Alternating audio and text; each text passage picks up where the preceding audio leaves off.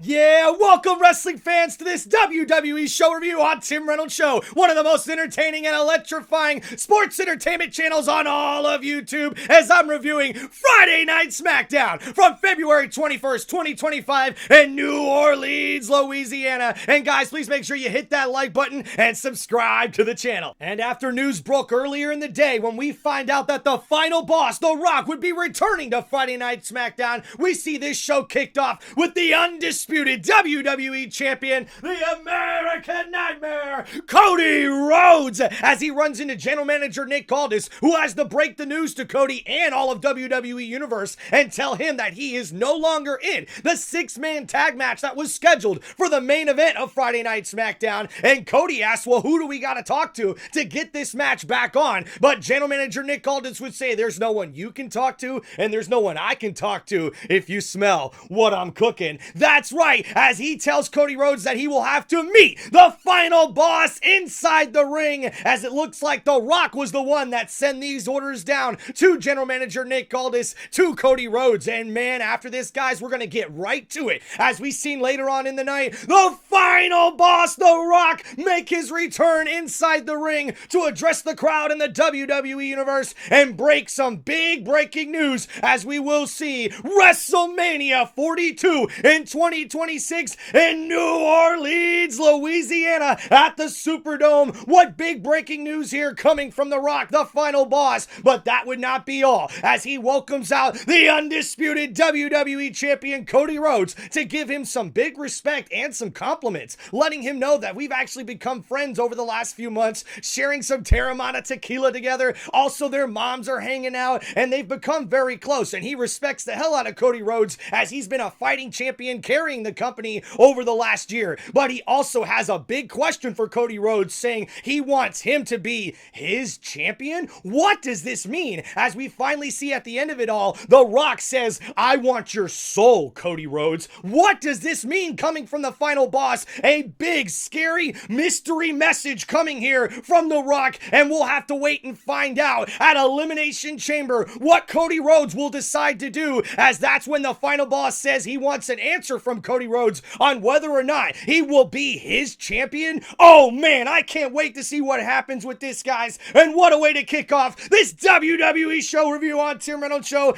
Up next, guys, we would have our first match of the night, as we would see Drew McIntyre go one-on-one with Jimmy Uso. And we would have a competitive back and forth match in this one before we would see Big Jim catch Drew slipping, and he would get the roll-up victory to get the 1-2-3 pinfall. And McIntyre was not happy, as he would attack Jimmy Uso after this match, brutally beating him down before security pulls Drew McIntyre off of Jimmy Uso. But that would not be it, as McIntyre comes back into the ring and delivers a Claymore, knocking out Big Jim. And man, what a statement made by Drew McIntyre after this match, even though Jimmy Uso was able to get the upset victory. And guys, I gotta give my match grade of an A for this one, as I thought it was a very good back and forth competitive match, and we'll have to wait and see what this upset win can mean for Big Jim going forward, and what this means for Drew McIntyre heading into the Elimination Chamber match. And up next, guys, on Friday Night SmackDown, we would see Solo Sikoa arriving to the arena, where he is met by Jacob Fatu and Tama Tonga, as Solo apologizes for costing Jacob Fatu his Elimination Chamber qualifying match last week. And then he would also say that him and Tonga need to get ready for that tag team match later on SmackDown. But that's when Jacob Fatu would say, nah,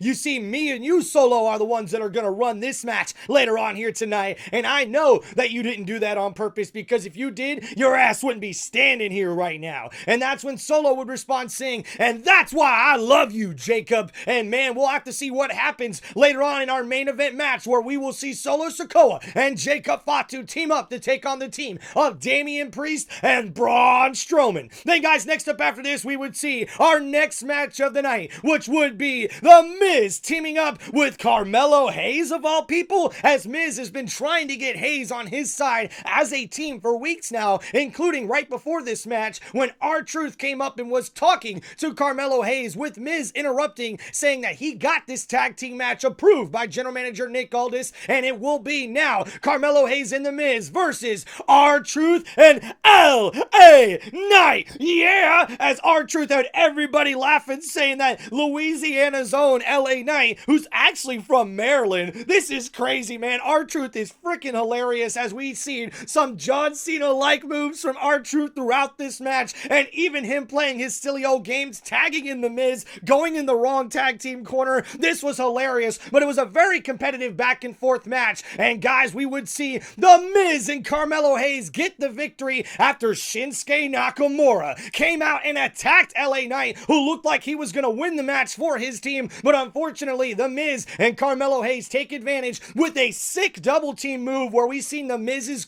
skull crushing finale and Carmelo Hayes' code breaker at the same time. What a sick tag team move. And guys, I gotta give this match grade of a B, and the reason why I give it a B and not an A is I thought it was a little bit sloppy, especially from LA Knight. Even though The Miz and Carmelo Hayes looked like a very good tag team together, I really do think that we gotta watch out and see where this tag team goes with The Miz and Hayes going forward. But I give my match grade of a B for this one, and man, I can't wait to see what's gonna happen with LA Knight. And Shinsuke Nakamura, as the United States champion, is now meddling into LA Knight's business and costing him matches, so we'll have to see what that means going forward. After that, we would have our next match of the evening, as we would see the WWE Women's Champion Tiffany Stratton go one-on-one with Candice LeRae, but not before Tiffany would grab the mic and tell Nia Jax and Candice LeRae that they just got lucky last week after they got themselves disqualified. But Nia Jax and Candice laid out Tiffany Stratton in the middle of the ring before Charlotte Flair, the 2025 Women's Royal Rumble winner, would come out and choose Tiffany Stratton to challenge in the main event of WrestleMania 41 for the WWE Women's Championship. And she would also call out Charlotte Flair, saying of course that she would kick a woman while she's down, but Tiffany still says that she is the top girl in WWE, as Charlotte Flair would respond later on in the night saying that she's the top woman in WWE today. But in this match, we would see Candice LeRae put up a good fight against Tiffany Stratton, but it would be Tiffy time as she gets the victory in this one. And guys, I gotta give my match grade for this one a solid B. I definitely thought Candice LeRae really brought it in this match, but Tiffany Stratton hits the prettiest moonsault you ever seen and gets the victory. But she would be attacked and jumped after the match by Nia Jax and Candice LeRae before we would see Trish Stratus, the WWE Hall of Famer, come out to help her tag team partner at WWE Elimination Chamber. And as she fights off Candice LeRae and Nia Jax, we would then see Nia Jax lay out the WWE Hall of Famer and then stack them, as she would put both Trish Stratus on top of Tiffany Stratton and lay both of them out with her finishing move, making a huge statement after this match. And what do we see? Charlotte Flair comes right out and stands over the WWE champion,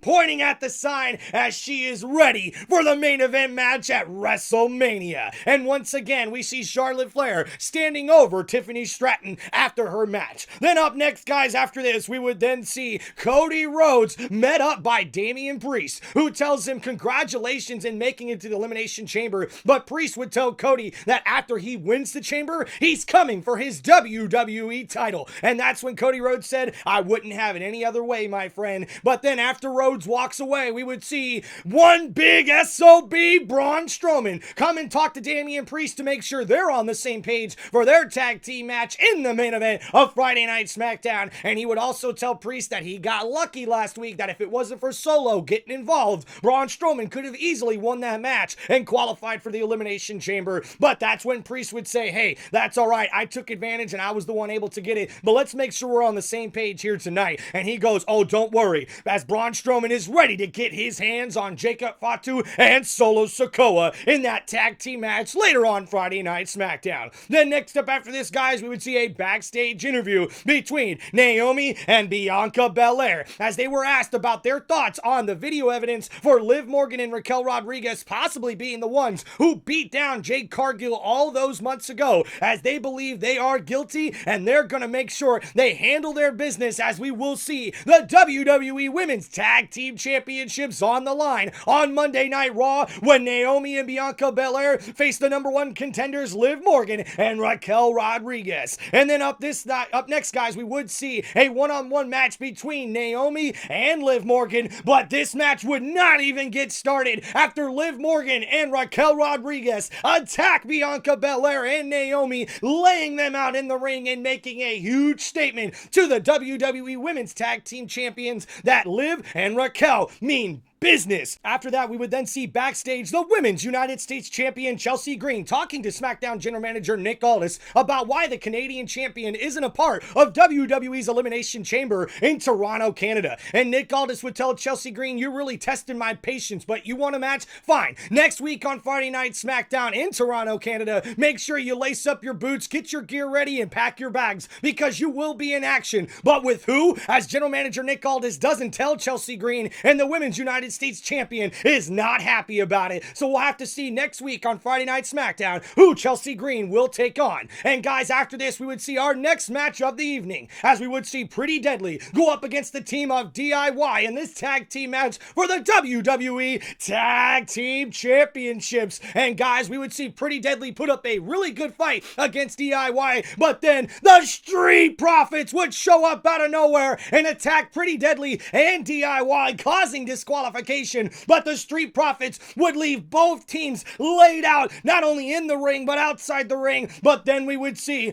Motor City Machine Guns come out, and they want to pick a fight with the Street Profits as well. But the Street Profits want all the smoke, as we see Montez Ford deliver one hell of a splash, and Dawkins now beats down everybody else in the ring, as we see the Street Profits make a huge statement saying that they run the tag team division here on Friday Night SmackDown, as they look to put themselves back in contention for those WWE tag team titles. Then guys, after this match, I gotta give my match grade of a B for this one. I really thought Pretty Deadly put on one hell of a tag team match here, and DIY always does their thing, but I gotta give my hats off to Pretty Deadly in this one. It was a great match, and that's why I give it a grade of a B, even though we didn't get an actual winner in this one. But man, the Street Profits definitely look like they mean business, and I can't wait to see what happens with them going forward in the tag team division. Then up next, we would see a social media video from Kevin Owens, who's responding to Sami Zayn after Sami got the match that he wanted, an unsanctioned match that will put Kevin Owens one-on-one with Sami Zayn at WWE Elimination Chamber in Toronto, Canada. And Canada is where both of them are from, as Kevin Owens says, "So you finally got what you want. So you want this match so you can fight me, so you can beat me and end my career? You know how that would affect my family, Sami? Well, since you want to mess with my family, how about your family, Sami Zayn?" As we see Kevin Owens moves the camera, and he is standing right outside of Sami Zayn's house, as we see him show the inside with him and his family hanging out inside their home, as Kevin Owens sends a message to Sami Zayn that he promises to put him down for good at WWE Elimination Chamber in Toronto, Canada. And man, this is going to be one personal and hell of a match between Kevin Owens and Sami Zayn, and I can't wait to see Sami respond on Monday Night Raw after that disrespectful act by Kevin Owens. And then next up, guys, after this, we would have our main event of the evening, as we would see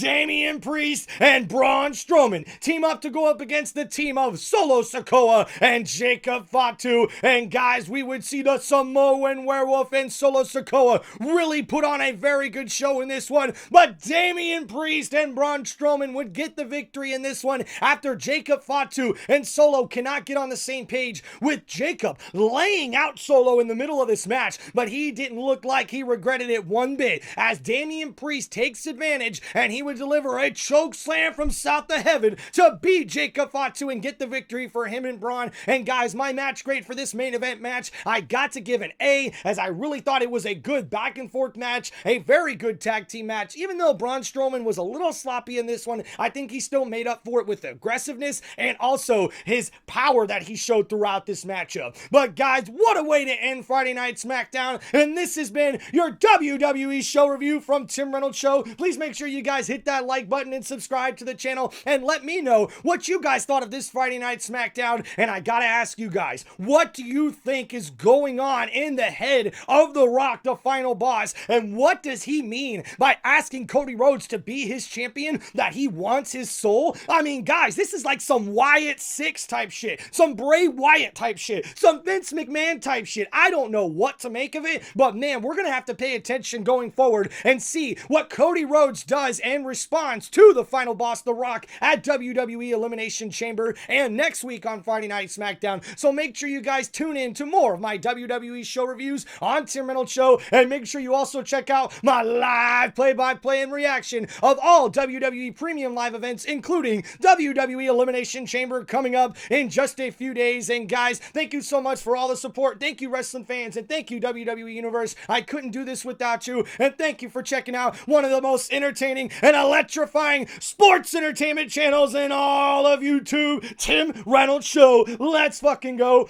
Peace out, everybody.